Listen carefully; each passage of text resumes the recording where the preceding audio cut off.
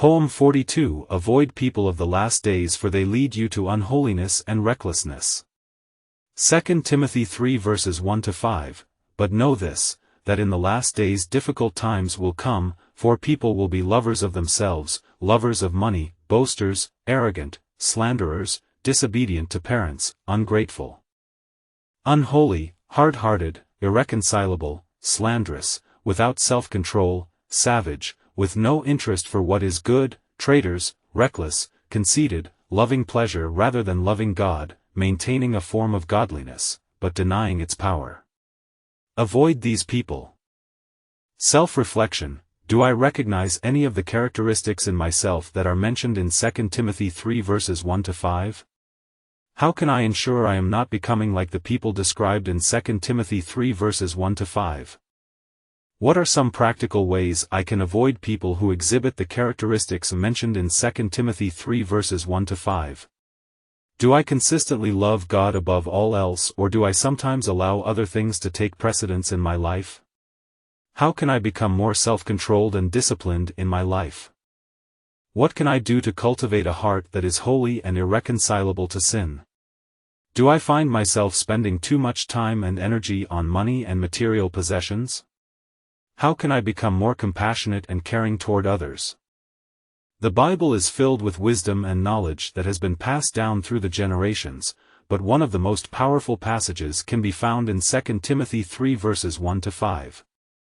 It speaks to us of the difficult times that we will face in the last days and warns us to be wary of those who will become lovers of themselves, lovers of money, boasters, arrogant, slanderers, disobedient to parents, ungrateful, unholy, hard-hearted, irreconcilable, slanderous, without self-control, savage, with no interest for what is good, traitors, reckless, conceited, loving pleasure rather than loving God, maintaining a form of godliness, but denying its power. This poem serves as a reminder of the importance of remaining vigilant in our faith and how our actions can be a reflection of God's love. It is a call to arms to stay true to our beliefs and to avoid those who have strayed away from the path of righteousness. It is a call to action to strengthen our faith and be an example of God's love to the world. This poem will serve as a reminder of the dangers that exist in the world and how we can remain steadfast in our faith despite the trials and tribulations that come our way. It is a reminder that with God's strength and guidance, we can remain strong in our convictions and be an example of love and faith to those around us. It is an invitation to join together in prayer and ask for God's strength and guidance to help us remain true to our beliefs.